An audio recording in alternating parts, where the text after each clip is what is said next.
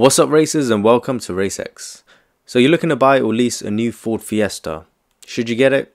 Well, I have managed to get my hands on one, so let's go over the main points and see if it's a better choice than its rivals, especially the Volkswagen Polo. By the way, I did pass my yards test as mentioned in my previous video, and I should be receiving my race club license through the post soon. Be sure to subscribe to keep updated with the racing journey as well as car reviews.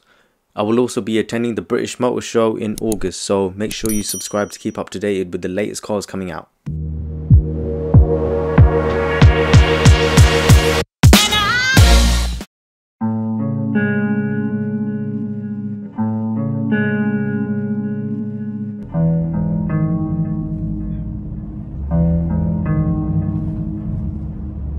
Now this Fiesta I have in front of me is the Active trim, brand new with a 1 litre petrol engine, so you know what that means. The driving is a bit not fun in terms of speed and acceleration, but it does not make it a bad drive and it has its place for certain needs. It is also a car that has plenty of rivals but still remains one of Britain's best selling cars. It also comes in 3-door and 5-door, whereas the Polo only comes in 5. On the outside, it's not something you look twice at, but Ford have given it a slightly sleeker look. A new concept for Fiesta, the Active crossover is made for the city, but it has SUV inspired styling, which includes roof rails, wider wheel arches, and you get 17-inch alloy wheels, which gives the car a better side view. They aren't the best looking rims in my opinion, but at least they are alloys and 17-inch. One thing I did notice is this black plastic material which pretty much runs all around the car and even over the wheel arches. This is very uncommon to have as standard on a car, but it does give the Fiesta some reinforcement in the body, so I wouldn't complain about that. While we are outside, with the Active trim you will also get rear only parking sensors and electric mirrors with puddle lights as standard.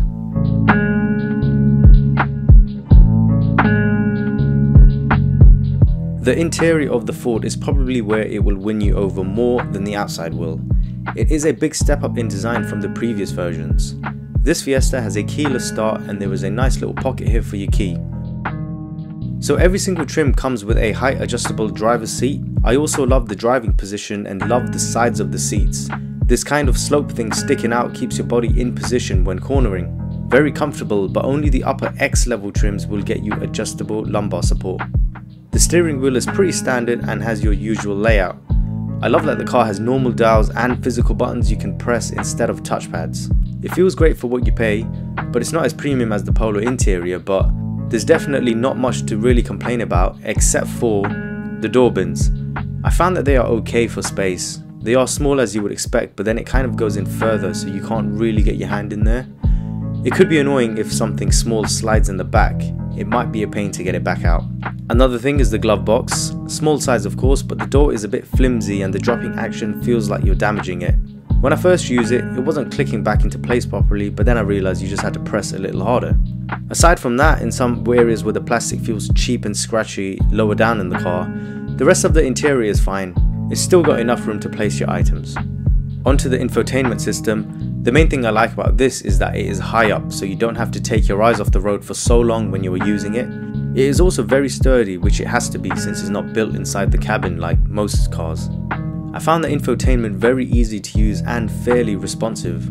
I think the Polo has a nicer layout, but they are pretty neck and neck in terms of being user friendly. The thing about the infotainment is, it doesn't matter what car you have, you will always get used to it. What matters is the responsiveness and how long it starts to get slow. I can't vouch for this, but other car reviewers have noted that the Fiesta's infotainment is not as quick to respond as the Ibizas or Polos. If you're still watching now and you think this car doesn't suit you, be sure to check out my Ford Focus review as well, which I'll put a link for in the description. Now one of the areas where the Fiesta does drop in points is when it comes to family related things. Let's start with the rear. It is slightly tight compared to the Polo. Now a slim guy like me would be fine, but someone bigger and taller would find it a bit of a struggle to be comfy, especially if there were 3 people in the back. Speaking of space, looking at the boot, the Fiesta again loses. It's okay for what you would expect, but the Polo has roughly 60 litres more space. The Seat Ibiza has almost 65 litres more, so the Fiesta isn't probably the most practical out of its rivals overall. So why is the Fiesta so popular? Well, one reason would be to do with the driving. Ford is known to make fun handling cars, and this Fiesta is going to be one of them. The 1 litre EcoBoost engines are remarkably smooth and quiet. Ford hatchbacks are known to have sharp handling which is precise, allowing you to corner quicker than its rivals. Unfortunately though, with the active trim, it's slightly less agile than the higher trims because it has an 18mm increase in ride height, so the car's body leans over slightly in corners.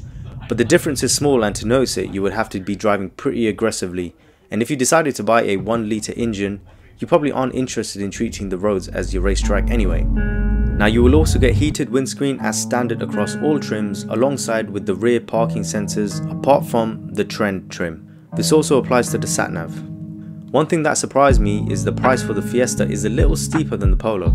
The only Polo that was more expensive was the GTI, and they are no longer available for order at the moment. The Volkswagen Polo and the Seat Ibiza is a more comfortable car, slightly more premium, better build, better family car. The active trim Fiesta costs £20,400, but you can get a Polo R-Line trim for £19,800, which is the top trim right now. Okay, not a big difference, and you get more equipment in the Fiesta, but the real unique selling point a Fiesta has over its rival is how fun and precise it is to drive, and that is better in the ST line, which is £19,845. So if I get a Fiesta, I might as well get the cheaper one, which is the ST line, and have a fun drive. Not only that, the Polo still only comes with 16-inch alloys, but the ST line comes with 17-inch alloys. So to put it simply, here's how you decide. If you like fun, you get the Fiesta. If you like everything else, you get the Polo, unless you just prefer the looks of the Fiesta. I love fun, but I would still pick the Polo. Also, Volkswagen in general holds their value better than Ford. So that concludes today's video. Please be sure to subscribe and hit that like button. I appreciate all the feedback, and hopefully I shall see you in the next video. Peace out.